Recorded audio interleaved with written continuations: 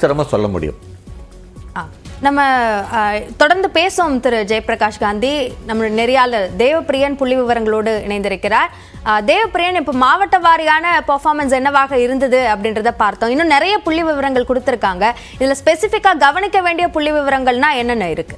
அபிநயா, சென்டமை பற்றி சார் பேசினார். குறிப்பாக இந்த முறை காமர்ஸ்லேயும் எக்கனாமிக்ஸ்லேயும் ஓரளவுக்கு சென்டம் நம்பர்ஸ் இன்க்ரீஸ் ஆயிருக்குன்னு சொல்லிட்டு, அது ஃபேக்ட்.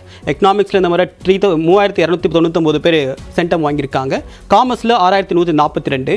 பட் இது வழக்கமாக எல்லா வருஷமும் நம்ம சராசரியாக பார்க்கக்கூடிய ஒரு டேட்டா. பட் கடந்த 2 வருஷத்துக்கு முன்னாடி புதுசாக சில சிலபஸ் எல்லாம் கொண்டு வந்தாங்க. அதில் பேசிக் மெக்கானிக்கல் இன்ஜினியரிங், பேசிக் எலக்ட்ரிக்கல் இன்ஜினியரிங், எலக்ட்ரானிக்ஸ் இன்ஜினியரிங், இந்த மாதிரியான புதுசாக தியரி பேஸ் பண்ணி அடுத்ததாக எம்ப்ளாய்மெண்ட்டுக்கு ரிலேட்டடாக அவங்களை தயார்படுத்தக்கூடிய வகையில் சில சப்ஜெக்ட்ஸை இன்கார்பரேட் பண்ணாங்க.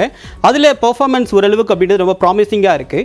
பட் இதில் ஓவரால் அதில் இந்த சப்ஜெக்டை சூஸ் பண்ண எண்ணிக்கை ஓரளவுக்கு குறைவாக இருந்தாலும் கூட மேஜர் சப்ஜெக்டை கம்பேர் பண்ணும்போது, பட் அதுலேயும் சென்டம்ஸ் வாங்கியிருக்கக்கூடிய எண்ணிக்கை அப்படின்றது ஒரு அட்ராக்டிவாக இருக்குது. இதில் 15, அதாவது பேசிக் மெக்கானிக்கல் இன்ஜினியரிங்கில் 15 பேர் வாங்கியிருக்காங்க. அதுக்கு அடுத்ததாக எம்ப்ளாயபிலிட்டி ஸ்கில்ஸில் 65 பேர் வாங்கியிருக்காங்க. இதனுடைய இந்த சப்ஜெக்டை சூஸ் பண்ணோட எண்ணிக்கை பார்த்தீங்க அப்படின்னா ஓரளவுக்கு பாய்ஸ் அண்ட் கேர்ள்ஸ் கிட்டத்தட்ட 28,000-29,000 பேர் சூஸ் பண்ணியிருக்காங்க. அந்த டேட்டாவை நீங்கள் பார்க்கும்போது தெரியும். அவங்களுடைய பாஸ் பர்சன்டேஜ் அப்படின்னு பார்க்கும்போது 99.78 இருக்குது.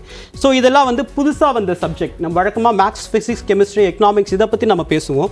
பட் இதுக்கு ஏன்னா இதெல்லாம் முற்றிலுமாக மாணவர்களுக்கு பெரிய அளவுக்கு எக்ஸ்போஷர் இல்லாத ஏரியா. இதுக்கு என்ன மாதிரியான அடுத்த கட்டமாக அவங்க எப்படி இதை அணுகலாம்?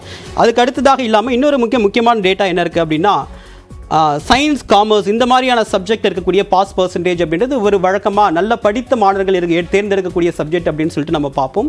அந்த சயின்ஸ் குரூப்பில் 96.35 அப்படின்றது தான் பாஸ் பர்சன்டேஜ். காமர்ஸை பொறுத்த வரைக்கும் 92.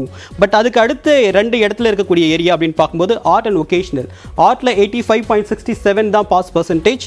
ஒகேஷனலை பொறுத்த வரைக்கும் 85.85 தான் பாஸ் பர்சன்டேஜாக இருக்குது. So overall pass percentage compare பண்ணும்போது 94.56. அப்படி இருக்கும்போது இந்த கடைசி 2 அப்படின்றது இந்த ஸ்டேட் ஆவரேஜை மற்ற இதை விட கொஞ்சம் குறைவாக இருக்கு நம்ம பார்க்க முடியுது. பட் இதுக்கான தேவைகள் அப்படின்றது அவங்களுக்கான ஆப்ஷன்ஸ் என்ன? இந்த புதுசாக வந்திருக்கக்கூடிய சிலபஸ், அதாவது இந்த பாடத்திட்டங்களை தேர்ந்தெடுத்து படித்திருக்கக்கூடிய மாணவர்களுக்கு அவங்க முதல் முறையாக அடுத்த யூஜிக்கு போக போகிறாங்க. அவங்களுக்கு என்ன மாதிரியான அட்வைஸ் நம்ம இப்போ கொடுக்கலாம்? ஓகே, நன்றி Devapriyan.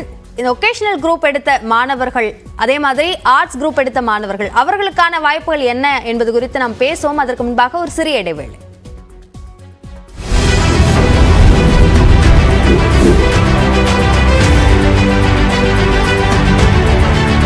Hey, listen. Mission Poland நாட்டில் முதுகலை பட்டம் படிக்க சென்றிருந்தார்.